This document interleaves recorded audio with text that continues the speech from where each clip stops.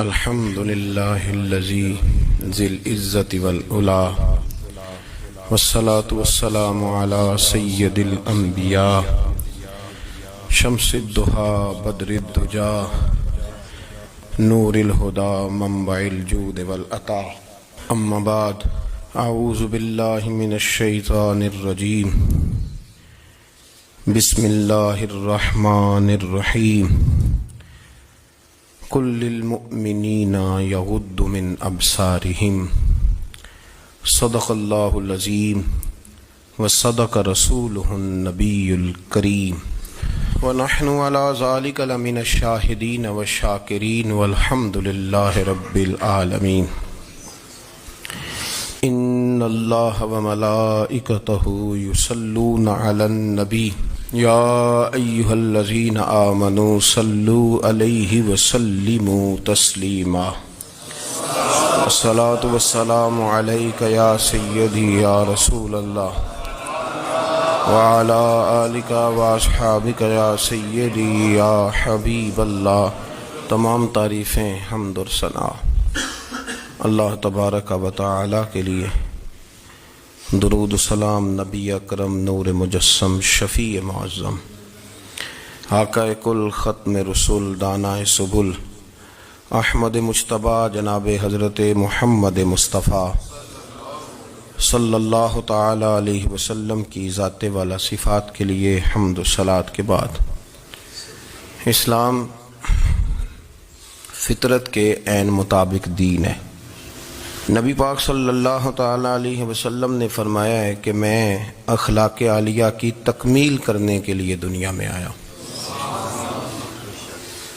جتنے اخلاق ہو سکتے تھے، جتنی خوبصورتیاں ہو سکتی تھیں، جتنی اللہ کو محبوب تھیں، وہ ساری میرے نبی کریم نے بیان فرمائی.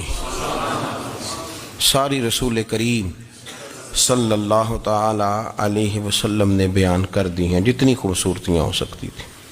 کچھ لوگ ایسے ہوتے ہیں جو بیچارے بائی نیچر ہی کچھ پریشانیوں کا شکار ہوتے ہیں،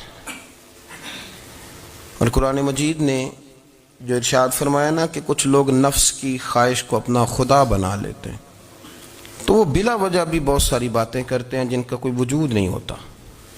عورت کو حقوق دلانے کے لیے بہت سارے لوگ بہت ساری غلط باتیں کرتے ہیں. جو لوگ یہاں سے کسی کو لے جاتے تھے نا دبئی، دھوکہ دے کے اور لے جاتے تھے یورپ میں، عرب ممالک میں دھوکہ دے کے لے جاتے تھے، تو وہ بھی کوئی خواب ہی تو دکھاتے تھے کہ اتنے لاکھ تنخواہ ہوگی، اتنا کچھ ہوگا. وہاں جا کے پتہ چلتا تھا کہ جیب سے بھی دینے پڑیں گے کچھ. بہت سارے لوگ ایسے ہوتے ہیں، وہ سارے خوبصورتی کے نام پر ہی دھوکہ دیتے ہیں. آپ کو پتہ ہے کہ جو آدمی کسی کو لالچ دیتا ہے تو کسی کو لوٹنے کے لیے اسے لالچ دینا بڑا ضروری ہوتا ہے. لوگ پہلے لالچ دیتے ہیں پھر لوٹتے ہیں.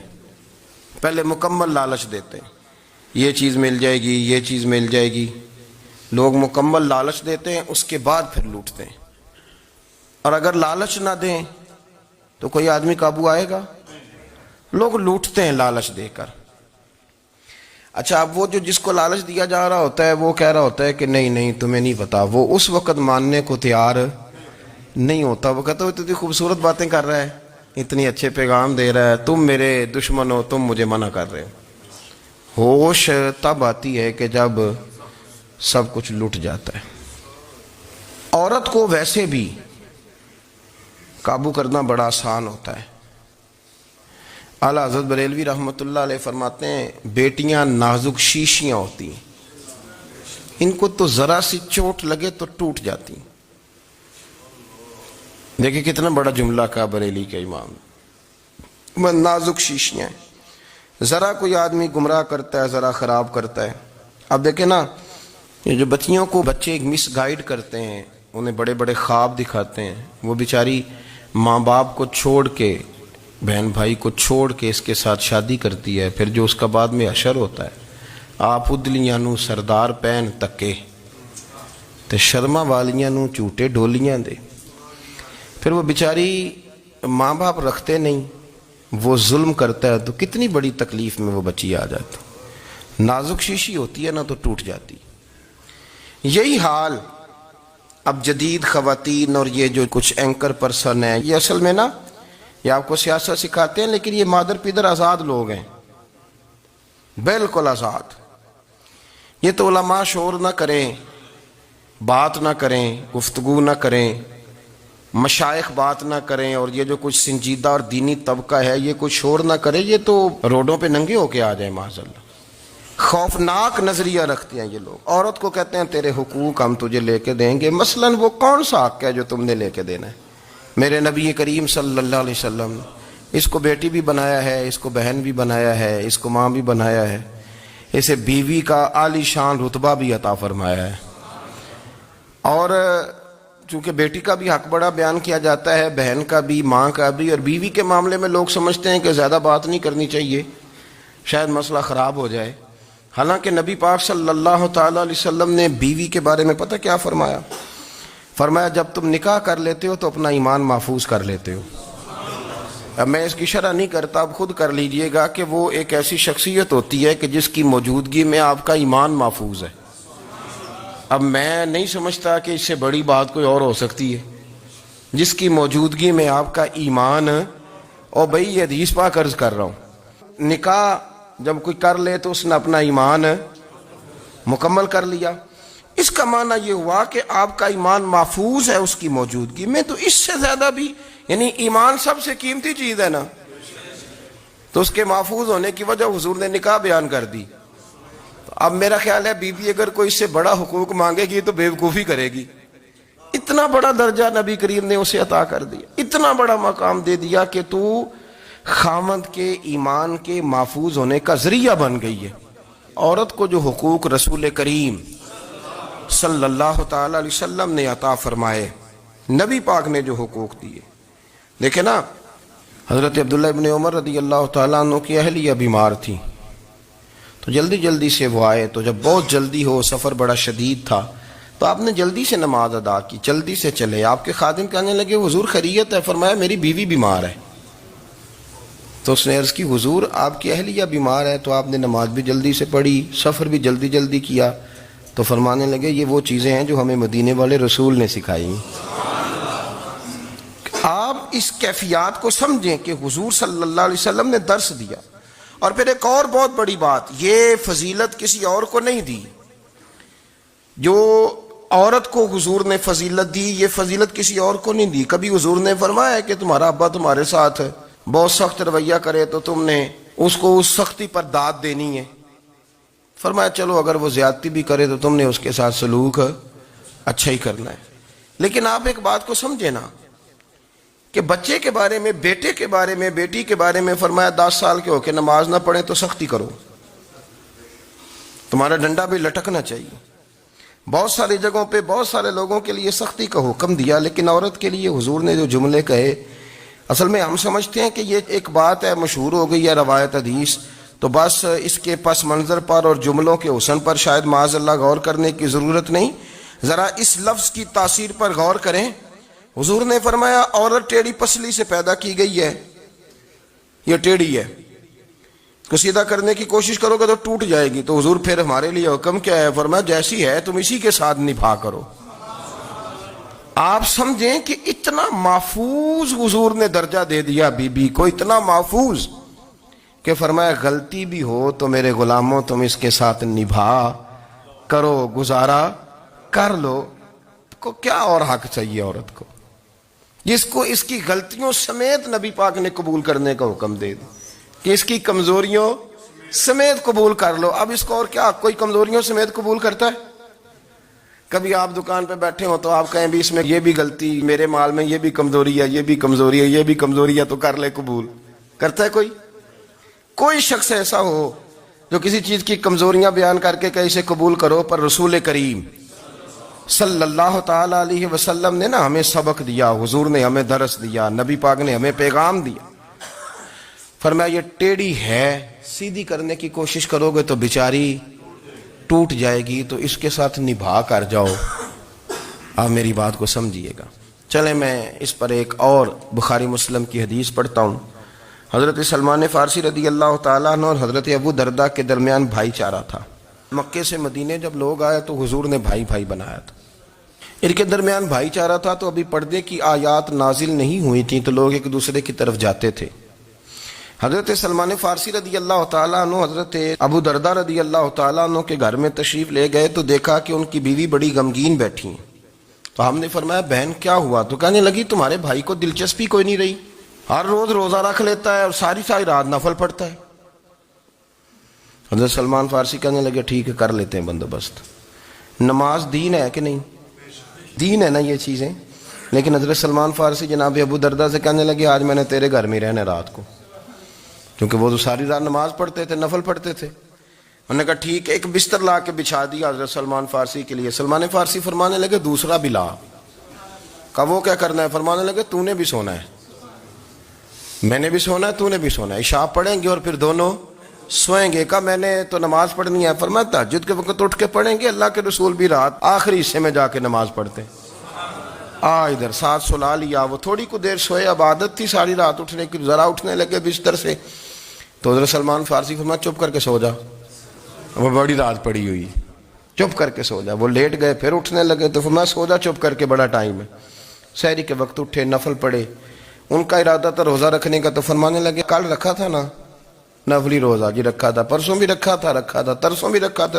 فرمایا آج نہیں رکھنا, آج میں تیرا مہمان ہوں, سارا دن کٹھے مل کے روٹیاں کھائیں گے, آج نہیں روزہ رکھنا.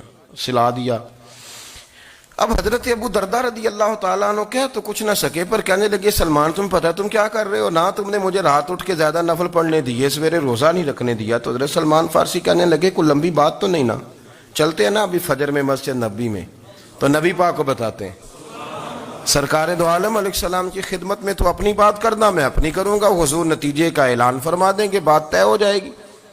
حاضر خدمت ہوئے, عرض کی یا رسول اللہ صلی اللہ تعالی علیہ وسلم یہ ساری رات نفل پڑھتے ہیں, ہر روز روزہ رکھتے ہیں, ان کی اہلیہ غمگین بیٹھی ہیں, حکم فرمائیں.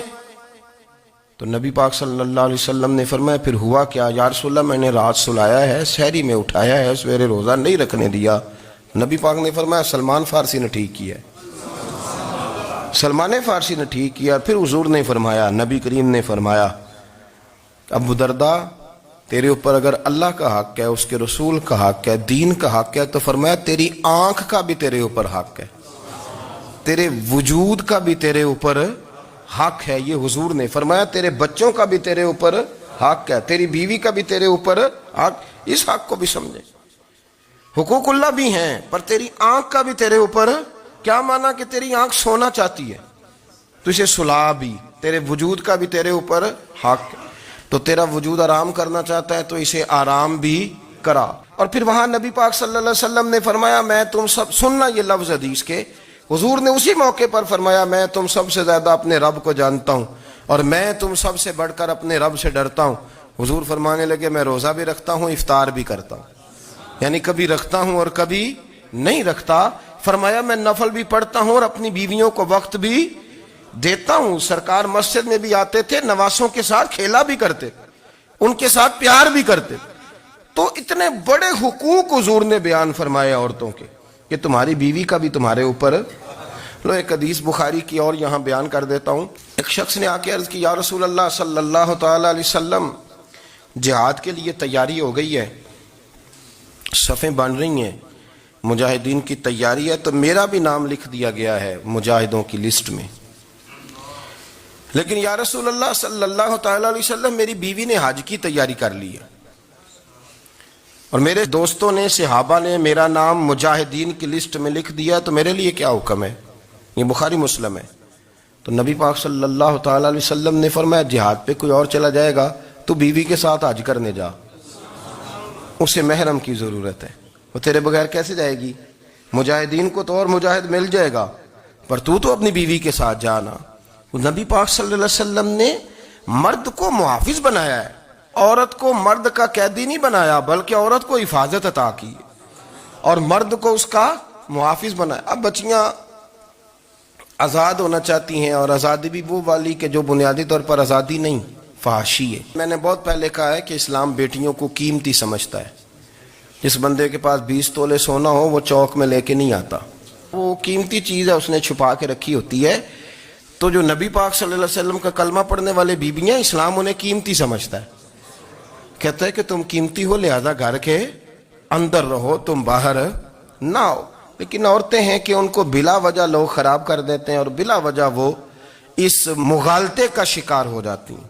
اب آگے بڑھتے ہیں. قرآن مجید نے سورہ نور کی آیت نمبر 30 میں کہا کہ کل للمؤمنین یغضوا من ابصارہم، فرمایا کہ اے محبوب علیہ السلام مومن مردوں سے کہہ دو کہ اپنی نظریں جھکا کے رکھیں، اپنی نظریں. اور اگلی آیت میں فرمایا وَقُلْ لِلْمُؤْمِنَاتِ یغضضن من ابصارہن، فرمایا کہ اے محبوب مومن عورتوں سے بھی کہہ دو کہ اپنی نظریں جھکا. مرد بھی اپنی نظر جھکا کے رکھے گا عورت کی طرف، لیکن یہ ساری پابندی صرف مرد پر نہیں، عورت بھی غیر محرم کا چہرہ نہیں دیکھے گی، اس پر بھی اسی طرح نظر جھکانے کا حکم ہے جس طرح کہ وہ ہر دکاندار کو بھائی جان کہہ کے گفتگو کرنے کی اس کو بھی اجازت نہیں ہے کہ وہ بھی وہ سمجھے کہ پابندی تو مرد نے کرنی تھی، میں نے تھوڑی کرنی تھی. وہ جس کے پاس جائے، جہاں بھی جائے، ڈاکٹر کے پاس جائے، باہر جائے، تو وہ جس طرح مرضی اس کا دل چاہے وہ بات چیت کرے، اس کی عورت کو بھی اجازت اسلام نہیں دیتا. بنیادی طور پہ اسلام شرم و حیا کا دین ہے، حیا کی بات کرتا ہے. حیا کی جب ہم تعریف کرتے ہیں تو حیا کی تعریف یہ ہے کہ کوئی کبھی چیز دیکھ کے نہ تو آپ کی طبیعت میں کراہت محسوس ہو، آپ کوئی غلط جملہ منہ سے نکالتے ہوئے ذرا جھجکیں، آپ کوئی غلط بات کرتے ہوئے تھوڑا بوجھ محسوس کریں. ہمارے ہاں تیزی سے فروغ پایا ہے بے حیائی نے. سنگیوں کی محفلیں، یاروں کی محفلیں، اس میں غلیظ گفتگو ہوتی ہے الا ماشاء. جن دوستوں کو بڑی پاک صاف گفتگو کرنی چاہیے. دوستی کا رشتہ بڑا مقدس رشتہ ہے، جو یہاں ایک دوسرے سے پیار کریں گے جنت میں بھی اکٹھے داخل کیے جائیں گے. شرط یہ ہے کہ پیار اللہ رسول کی رضا کے لیے ہو، لیکن اس کے اندر اگر آپ کی گفتگو کچی ہو، کمزور ہو، فحاشی والی ہو، عریانی والی ہو. وہ ہمارے ہاں تو اب اس کو لوگ فیشن سمجھتے ہیں، اس کو مردانگی کی علامت سمجھتے ہیں کہ وہ جی ساری باتیں جی وہاں ہو گئیں اور جس کا جو جی چاہا اس نے کہا. آپ جب حیا کے دائرے میں ہوتے ہیں تو آپ خود بھی سکون محسوس کرتے ہیں. دیکھیں نا، آپ کو نیند سکون سے کہاں آتی ہے؟ جہاں کمرہ بند ہو، چاروں جانب دیوار ہے، اوپر چھت ہے، خالی دروازہ بھی کھلا ہوا ہونا تو جب بندہ سکون لینا چاہتا ہے تو کہتا ہے یار ذرا دروازہ ذرا بند کر دو. وہ اچھی طرح اپنے آپ کو چھپا لیتا ہے نا حیا کے پردے میں، تو اللہ اسے سکون عطا کرتا ہے. اور جو اس سے بھی زیادہ ٹھنڈی نیند میں جانا چاہتا ہے وہ کہتا ہے لائٹ بھی بند کر دو. اب وہ مکمل طور پہ سمجھتا ہے کہ میں چاروں جانب سے چھپ گیا ہوں، اگر میں کھل کے بھی سو جاؤں گا تو میرا چونکہ پردہ قائم ہے تو مجھے کوئی دشواری نہیں ہوگی. آپ جب چھپ جاتے ہیں، جب آپ حیا کے اندر سمٹ جاتے ہیں، جب آپ چادر کے اندر آ جاتے ہیں تو آپ بہت ساری جگہوں پہ آسانی محسوس کرتے ہیں. تو حیا تو آپ کو سکون دیتی ہے، حیا تو دل کو راحت دیتی ہے. میں بڑی ذمہ داری سے بات عرض کرتا ہوں، قرآن مجید نے نا ایک مقام پہ مذاق کو، ایک مزاح ہوتا ہے خوش طبی، وہ نہیں، مذاق اڑانا. قرآن پاک نے نا مذاق کو ایک جگہ پہ جاہلوں کا طریقہ بھی قرار دیا ہے. بنی اسرائیل کے لوگوں سے حضرت موسیٰ نے کہا کہ گائے ذبح کرو اور ایک ٹکڑا مقتول کو مارو، زندہ ہو کے خود بتا دے گا مجھے کس بندے نے قتل کیا. تو کہنے لگے آپ ہمارے ساتھ مذاق کر رہے ہیں. تو قرآن مجید کہتا ہے کہ حضرت سیدنا موسیٰ علیہ السلام فرمانے لگے اعوذ باللہ ان اکون من الجاہلین، فرمانے لگے میں اللہ کی پناہ مانگتا ہوں کہ میں جاہلوں میں سے ہو جاؤں. یہ مذاق کرنا تو جاہلوں کا طریقہ ہے. اگر آپ کی زبان سے بے حیائی کا جملہ نکل گیا، اگر آپ کی زبان سے بے حیائی کا جملہ نکل گیا، آپ نے کہہ دیا کہ ہم آزاد لوگ ہیں، جو مرضی کریں گے، جو مرضی کہیں گے، جو ہمارا دل میں آئے گا کریں گے، تو پھر تو لوگ آپ کا وہ حشر کریں گے کہ آپ سے برداشت ہی نہیں ہوگا. جس کا لوگ مذاق بنا لیتے ہیں اور جو مذاق بن جاتا ہے پھر اسے کچھ جینے دیتا ہے. آپ حیا کی چادر میں چھپیں گے تو بچیں گے. اگر آپ نے اپنا مذاق بنوا لیا یہ کہہ کے کہ میں نے مرضی کرنی ہے، پھر یاد رکھنا چھپنے کو جگہ نہیں ملے گی، پھر تکلیف میں آ جائیں گے، پھر بہت بڑی اذیت کا شکار ہو جائیں. شرم و حیا، عرب کے اندر جو کنواری لڑکیاں تھیں ان میں بڑی حیا ہوتی تھی.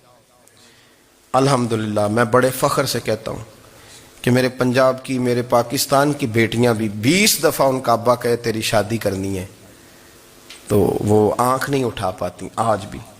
یہ تو وہ چند لوگ ہیں جو کہتے ہیں ہم ہائی کلاس ہو گئے، ہمیں نہیں پتا کہ وہ روشن خیال ہو گئے ہیں کہ روغن خیال ہو گئے، پتہ نہیں کدھر چلے گئے۔ ورنہ ہماری بیٹیاں آج بھی جب ان سے ان کا باپ، ان کی ماں بات کرتی ہے تیری شادی کی، تو وہ تو شرم کے ساتھ پچھلے سے پچھلے کمرے میں چھپتی ہیں۔ یہ اللہ نے فضل کیا ہوا ہے اس ملت پر۔ تو عرب کی لڑکی بڑی حیا والی ہوتی تھی، اس سے کوئی بات کرنی پڑتی تھی تو 20 دفعہ بات کی جاتی، پھر بھی وہ عورت چھپتی پھرتی تھی۔ حضرت عائشہ صدیقہ رضی اللہ تعالیٰ عنہ فرمانے لگیں میرے نبی پاک صلی اللہ علیہ وسلم عرب کی کواری لڑکیوں سے بھی زیادہ حیا کرنے والے۔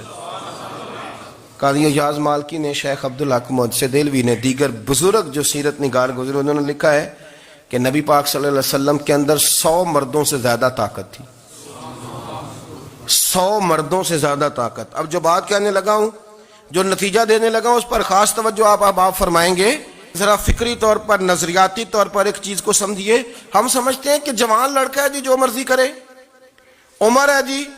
آپ ذرا بات پر غور کیجئے گا کہ حضور صلی اللہ علیہ وسلم میں طاقت 100 مردوں سے زیادہ ہے اور حیا کواری لڑکیوں سے بھی زیادہ ہے۔ ذرا اس بات کا تقابلی جائزہ کیجئے گا کہ طاقت 100 مرد سے زیادہ ہے لیکن حیا کواری لڑکی سے بھی زیادہ ہے۔ اس کا معنی یہ ہوا کہ جس ٹہنی کو پھل زیادہ لگ جاتے ہیں وہ جھکا کرتی۔ تو حیا تو حسن ہے، حیا تو آپ کو پاک صاف کرے گا، حیا تو آپ کو نرالا کرے گا، انوکھا کرے گا۔ وہ ہمارے ایک دانشور ہے، تو مضمون لکھا، کئی باتیں بڑی پسند آتی ہیں۔ وہ کہتے ہیں کہ میری اہلیہ، ان کو بھی کسی نے مس گائیڈ کر دیا تھا، حالانکہ اچھی خاتون ہے، کسی نے مس گائیڈ کر دیا۔ تو وہ بھی سماجی اور ویلفیئر، اور یہ خواتین کو شوق ہوتا نا بننے کا، تو وہ بھی سماج کے اندر اچھا مقام تلاش کرنے کے موڈ میں آ گئی۔ تو کہیں ایک دن جانا تھا تو بڑی بن سنور کے میرے ساتھ وہ گاڑی میں بیٹھ گئی۔ تو میں گاڑی میں، عورتوں کو یہ بھی مسئلہ ہوتا ہے نا کہ ہماری تعریف کرو، تو کئی دفعہ بعد مردوں بیچاروں کو جھوٹ بولنا پڑتا ہے، تو زبردستی کراتی ہیں نا جی۔ تو اس میں گنجائش بھی دی ہے شریعت نے گنجائش دی ہے کہ کبھی بیوی کو راضی کرنے کے لیے خلاف واقعہ بات کرنی پڑے تو کر لینی چاہیے، تو وہ کراتی بھی ہیں۔ 3 موقع پر خلاف واقعہ بات کرنے کی اجازت ہے، یعنی واقعے کے خلاف بھی آپ بات کر سکتے ہیں۔ جنگ کے موقع پر 2 لوگوں کو صلح کرانے کے لیے اور بیوی کو راضی کرنے کے لیے کر لیں کوئی ایسی بات، بے شک اپنی طبیعت پہ جبر کر کے کر لیں، گنجائش ہے، اجازت ہے۔ تو وہ کہتے ہیں جب وہ گاڑی میں میرے ساتھ بیٹھی بن سنور کے، تو وہ تقاضا کرنے لگی کہ میں نے بڑے اچھے کپڑے پہنے ہیں پر آپ نے توجہ نہیں کرائی۔ تو وہ سیاںا بندہ تھا، وہ چاہ رہا تھا کہ میری خاتون سمجھ جائے۔ وہ کہتے ہیں مجھے پتا تھا کہ بیچاری مس گائیڈ ہو گئی ہے، دل کی بڑی اچھی ہے، سیاਣੀ ہے، لیکن اس کو کچھ خواتین نے، کچھ لوگوں نے مل کے اس کو ذہن غلط کر دیا ہے کہ سماج میں نکلو، باہر جاؤ، کام کرو، فلاں کرو، اپنی مرضی سے جیو۔ تو میرے ساتھ گاڑی میں بیٹھی کہیں جانے کے لیے، تو مجھ سے کہنے لگی کہ آپ نے میری طرف توجہ ہی نہیں کی، آپ نے کوئی ذکر ہی نہیں کیا کہ میں کیسی لگ رہی ہوں۔ تو وہ کہتے ہیں میں نے اسے کہا کہ اگر تو ناراض نہ ہو تو پھر میں صحیح والی تعریف کر دوں۔ تو اس نے کہا کہ آپ کر دیں۔ تو کہتے ہیں میں نے درد سے اور خلوص سے اپنی بیوی سے کہا، خلوص کے ساتھ میں نے کہا میں تو روز گھر ہوتا ہوں، روز شام کو گھر ہوتا ہوں، اگر تو میرے لیے تیار ہوتی تو میں تیری تعریف کرتا، لیکن آج تو باہر جانے کے لیے تیار ہوئی، تو پھر ان سے تعریف کی امید رکھ جن کے لیے تو نے تیاری کی ہے۔ میرے لیے تیاری کرتی تو میں تو ہر شام تیرے پاس ہوتا ہوں۔ کہتے ہو میرے لفظوں میں درد تھا تو وہ بھی رو پڑی، اور کہنے لگی آپ گاڑی روک دیں، مجھے باہر جا کے کسی کو راضی نہیں کرنا، میں نے اسے راضی کرنا ہے جس کو رب کریم نے میرا شوہر بنایا اور میرے لیے منتخب کیا ہے، میرے ماں باپ کو، میں واپس لوٹتی ہوں۔ یہ ایک پہلو ہے سلگتا ہوا، اس کو سمجھا جائے۔ رسول کریم صلی اللہ علیہ وسلم عرب کی کواری لڑکیوں سے زیادہ حیا والے تھے، کواری لڑکیوں سے زیادہ حضور حیا فرمایا کرتے تھے۔ جب خانہ کعبہ کی مکہ شریف میں تعمیر ہو رہی تھی نا، اہل عرب اس کو تعمیر کر رہے تھے، تو نبی پاک صلی اللہ علیہ وسلم اپنے چچا حضرت عباس کے ساتھ خانہ کعبہ کی تعریف میں مصروف تھے. تو عرب کے لوگ چونکہ لمبا کرتا پہنتے تھے پیروں تک، تو نیچے اگر کسی وقت کوئی چیز نہیں بھی ہوتی تھی تو کسی کو وہ نظر نہیں آتی تھی، چونکہ پردہ رہتا تھا، لمبا کرتا پہنا ہوا ہوتا تھا. تو جب بچے، سرکار کی عمر مبارک بھی ابھی تھوڑی تھی، تو اس طرح بچے جب نکلتے تو وہ کئی دفعہ اپنی تہمت اتار دیتے نیچے سے، اور کوئی مزدوری کرنے لگتے تو 3-4 طے کر کے نا تہمت کی کندھے پہ رکھ لیتے. جس طرح کبھی دیہاتوں میں لوگ کپڑا سر پہ رکھتے تھے کہ اوپر اگر کوئی وزنی چیز رکھیں گے تو وہ تکلیف نہیں دے گی. نبی پاک صلی اللہ علیہ وسلم بھی سب لوگوں کے ساتھ خانہ کعبہ کی تعمیر میں شامل تھے. تو حضرت عباس رضی اللہ تعالیٰ عنہ نے کہا حضور سے، ابھی اللہ نے نبوت بھی نہیں فرمایا تھا، بھتیجے آپ بھی تہمت اتاریے، یہ صحیح مسلم میں حدیث موجود ہے، اور اس کو کندھے پہ رکھ لیجیے، آپ اینٹیں اٹھا کے لا رہے ہیں تو ذرا آپ کو تکلیف نہیں ہوگی. تو سرکار دو عالم صلی اللہ علیہ وسلم سے یہ بات کہی، اور پھر جلدی سے حضور کی تہمت کو نکال کے نا، حالانکہ لمبا کرتا پہنا ہوا ہے، تو وہ جیسے ہی ان کے کندھے پہ رکھا اینٹیں رکھنے کے لیے، تو سرکار تو زمین پہ گر گئے، بے ہوش ہو گئے، آنکھیں آسمان کی طرف. اور پھر حضور پکار رہے ہیں، آزاری آزاری آزاری، میرا تہمت دے دو، میرا تہمت دے دو. کبھی کوئی شخص اس وجہ سے بھی بے ہوش ہوا ہے کہ میرے وجود سے کپڑا اتر گیا ہے؟ حالانکہ سرکار پر وہ بے ہوشی بھی نبی پاک کا وہ جو غلبہ ہے نا شرم و حیا کا، اس کی وجہ سے ہوئی. ورنہ تو حضور فرماتے ہیں کہ میری آنکھیں سو جاتی ہیں، دل تو میرا اس عالم میں بھی جاگتا رہتا ہے. تو سرکار زمین پہ تشریف لے آئے، آنکھیں میرا تہمت دے دو، میرا تہمت دے دو. تو جلدی سے انہوں نے تہمت دیا تو حضور نے باندھ لیا. پھر طبیعت مبارک میں تسلی ہوئی. یعنی ہم اس رسول کے غلام ہیں کہ جن کے تو وجود سے کپڑا اتر جائے تو حضور برداشت نہیں کرتے، قبول نہیں فرماتے، تکلیف شروع ہو جاتی. لیکن یہاں نوجوان ہیں اور بڑا قد کاٹ ہے اور بڑے بڑے سمجھدار لوگ ہیں، گرمی آتی ہیں تو شارٹ کپڑے پہن کے گھومتے ہیں. ان کو خیال نہیں کہ یہ وہ والا لباس ہے جو باہر تو کیا گھر میں اماں کے سامنے نہیں پہننا چاہیے، بہنوں اور بیٹیوں کے سامنے نہیں پہننا چاہیے.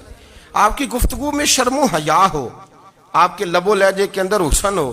آپ کو پتہ ہے نبی پاک صلی اللہ علیہ وسلم نے فرمایا میری امت میں سب سے زیادہ حیا کرنے والے عثمان غنی ہیں. عثمان غنی سب سے زیادہ حیا کرنے والے.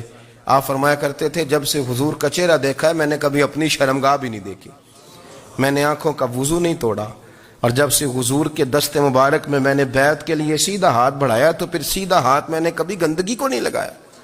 حیا تھی. آپ باتھ روم کے اندر بھی غسل فرماتے تھے تو کپڑوں سمیت کرتے تھے. کسی نے کہا حضرت جی واش روم کے اندر کیوں نہیں کپڑے اتارتے؟ آپ فرمانے لگے باہر بندوں سے حیا کرتا ہوں، اندر جاتا ہوں تو رب سے حیا آنی شروع ہو جاتی، وہ تو دیکھ رہا ہے نا. تو میں جو بات آپ کی خدمت میں عرض کرنا چاہتا ہوں اس کو آپ سمجھیے گا میرے عزیز، کہ شرم والا مزاج، گفتگو بھی شرم والی، آنکھیں بھی شرم والی، لباس بھی شرم والا، دوستی یاری بھی شرم والی، بہت ساری ایسی باتیں. دیکھیں نا آپ ذرا، میں نے کہا کہ باتوں کو سن کے گزر نہ جایا کریں، اس کی گہرائی پر غور کریں. حضور علم کا سمندر ہے، سرکار سے زیادہ علم دنیا میں کسی کے پاس موجود نہیں ہے، اور صحابہ کو موقع ملا ہوا ہے اس سمندر سے فیض لینے کا. لیکن ان کی حالت یہ ہے کہ حضرت علی المرتضیٰ فرماتے ہیں 14 دن گزر جاتے، حضور سے کوئی سوال پوچھنا ہوتا تھا پر میں شرم کے مارے نہیں پوچھ پاتا تھا. 14 دن بخاری شریف میں موجود ہے. ایک دن نبی پاک صلی اللہ علیہ وسلم نے پوچھا صحابہ سے کہ وہ کون سا درخت ہے جس کے پتے نہیں گرتے، اور وہ درخت اس طرح ہے جس طرح مومن ہوتا ہے، وہ درخت میرے مومن کی طرح بتاؤ. حضرت عبداللہ ابن عمر فرماتے مجھے پتا تھا کہ وہ کھجور کا درخت ہے، لیکن چونکہ ابو بکر صدیق بھی بیٹھے ہیں، عمر فاروق بھی بیٹھے ہیں، مولا علی بھی بیٹھے ہیں، عثمان غنی بھی بیٹھے ہیں، اتنے جید لوگ بیٹھے ہیں، تو مجھے حیا آتی تھی کہ میں کیوں جواب دوں. کہتے سرکار نے کئی دفعہ پوچھا، لوگوں نے کئی اور درخت بتائے، پر فرمایا تمہارا جواب درست نہیں ہے. آپ حیا کے اس پہلو پر غور کریں کہ سوال کا جواب آتا ہے. سوال کا جواب، یعنی مجھے سوال کا جواب آتا اور پھر میں دوں نہ، مجھے بدعزمی نہ ہو جائے گی. یہ کیسے ممکن ہے کہ میری رات گزر جائے، مجھے پتا بھی تھا اور میں نے بتایا نہیں. بہت سارے لوگ آ کے بہت ساری باتیں بتاتے ہیں، بہت ساری باتیں وہ سمجھاتے ہیں، تو ہم غور سے ان کا چہرہ دیکھنے لگ جاتے ہیں، کہتے ہیں یار اس کا تو دعویٰ تھا کہ میں سمجھنے آتا ہوں، تو یہ تو ہمیں سمجھا رہا ہے، چلو الحمدللہ ہم سمجھنے کو تیار ہیں. لیکن میرے عزیز پتہ بھی ہے جواب کا، علم بھی ہے، لیکن فرماتے ہیں میری حیا نے مجھے اجازت نہ دی کہ میں جواب دوں۔ آپ فرماتے ہیں پھر حضور سے صحابہ نے عرض کی کہ یا رسول اللہ آپ ہی بتا دیں وہ درخت کون سا ہے، تو حضور نے فرمایا بھئی وہ کھجور کا درخت ہے۔ تو آپ فرماتے ہیں میں دل ہی دل میں کہہ رہا تھا کہ الحمدللہ میرا جواب درست ہے، حالانکہ میں نے جواب دیا ہی نہیں۔ تو لفظوں میں حیا، جملوں میں حیا، آنکھوں میں حیا، اٹھنے میں حیا، بیٹھنے میں حیا، چلنے میں حیا ایک خوبصورت حسن ہے۔ اور نبی پاک صلی اللہ علیہ وسلم نے فرمایا جب تو بے حیا ہو جائے نا پھر تو آزاد ہے، پھر تو جو مرضی کا، پھر تو جو۔ اس لیے بزرگ جب کسی کو بے حیا کہتے تھے نا، اللہ اکبر، اور جب کسی کو کہتے تھے نا یہ بے حیا ہے تو لوگ سمجھتے تھے کہ ہلکی سی بات کر دی ہے، لیکن ان کا معنی یہ ہوتا تھا کہ بس بھائی اب اس کے ساتھ کوئی کلام کرنے کی ضرورت ہے، اس کو اب اصلاح کی ضرورت نہیں، یہ بے حیا ہے۔ کیا معنی؟ کہ اب یہ جو اس کے دل میں آئے گا وہ کرے گا، جو اس کی طبیعت چاہے گی وہ کرے گا، اب یہ کسی پہلو بھی قابو آنے کو تیار، بے حیا ہو گیا۔ بے حیائی بہت بڑا عیب ہے۔ اور جو لوگ کہتے ہیں کہ ہمیں بالکل آزادی ہونی چاہیے، ہمارا اپنا جسم ہے تو ہماری اپنی مرضی چلے گی۔ ایک وزیر صاحب ہیں، پتہ نہیں میں ان کو جانتا تو نہیں، انہوں نے سینٹ میں تقریر کی ہے، میں نے ان کی بات سنی ہے۔ اس نے کہا نہیں نہیں بھائی، جسم رب کا ہے تو مرضی بھی تو رب کریم کی چلے گی، اور مرضی بھی، یہ مرضی بھی اللہ کی۔ یہ مجھے تھوڑا سا مسئلہ ہے جسم پر، کبھی کبھی مجھے کثرت سفر سے الرجی ہو جاتی ہے۔ میرے ساتھ لوگ نا دل سے پیار کرتے ہیں، شاید ہی کوئی اچھا ڈاکٹر ہو جس تک میرے سنگی مجھے لے کے نہ گئے ہوں، پر جسم اللہ کا ہے نا، مرضی بھی، جب وہ چاہے گا صحت دے گا۔ کیوں کچے کاموں میں لوگ پڑ گئے، کیوں غلط لوگ سوچ میں پڑ جاتے ہیں؟ یہ اسی کا ہے، اور جب وہ چاہے گا، آپ اس بات کو اچھے طریقے سے سمجھ لیں کہ جو اپنی مرضی چوکوں چوراہوں میں کر رہے ہوتے ہیں نا، جو مرضی گاندمند، وہ جانور ہوتے ہیں، وہ جانور ہوتے ہیں جو نہ چونک دیکھتے ہیں نہ گلی دیکھتے ہیں، نہ انہیں پتہ ہوتا ہے کہ جگہ کون سی ہے۔ وہ انسان، میں نے کہہ دیا جو میں نے کہنا تھا، میں نے کہہ دیا، وہ جانور ہوتے ہیں۔ اور جو کچھ انسان ہوتے ہیں نا، ان کے اندر کچھ نہ کچھ پھر شرم حیا بھی ہوتی ہے۔ وہ چوکوں چوراہوں میں وہ حرکتیں اور وہ کام نہیں کرتے جو جانور کرتے ہیں۔ ان کے لیے بڑے پردے ہوتے ہیں، ان کے لیے بڑی باتیں ہوتی ہے، ان کے لیے بڑا کچھ ہوتا ہے۔ جو بالکل آزاد ہو جائے، کوئی پتہ نہ ہو کس وقت کیا کہنا ہے کیا کرنا ہے، تو پھر وہ دائرہ انسانیت سے خارج ہو جاتا ہے۔ ہم آپ کو کیا دعوت دیں؟ آپ تو وہ باتیں کر رہے ہیں جو اسلام کا انسانیت کے حق میں بھی ٹھیک نہیں، آپ تو وہ والی باتیں کر رہے ہیں جن کا انسانیت بھی تقاضا نہیں کرتی کہ یہ باتیں ہونی چاہیے۔ لیکن ایک بات، میں تو جذباتی نہیں ہوتا، میں بڑے غور سے چیزوں کو دیکھتا ہوں، سنتا ہوں، اور نہ میں ان موسمی مینڈکوں کی، وہ مجھے عاتق صاحب کہنے لگے جی بڑے بڑے مولوی ایک بندے کے ساتھ بیٹھے ہوئے ہوتے تھے اور وہ روزے میں بڑے بڑے درس دیتا تھا تو وہ بھی فلانی فلانی حرکتیں کر رہا ہے۔ تو میں نے کہا ہم نے تو پرانا کہا تھا کہ موسمی مینڈک ہے، تو پرانے کہہ رہے ہیں کہ اداکار ہے، تو وہ جہاں کاسٹ کریں گے وہاں وہ اداکاری کرے گا۔ آپ کسی مذہبی جگہ کر لیں تو وہاں کر لے گا، کہیں اور جگہ کریں گے تو ہم تو پرانا کہہ رہے ہیں۔ تو کسی کو کبھی سمجھ آتی ہے تو کسی کو کبھی اور جگہ جا کے سمجھ آتی ہے۔ ہم ان لوگوں سے پریشان نہیں ہوتے، کیوں؟ سن لیں، کوئی مایوسی نہیں، ان کے اندر جتنا زور ہے وہ لگائیں، یہ ملک بنا ہے رسول اللہ کے نام۔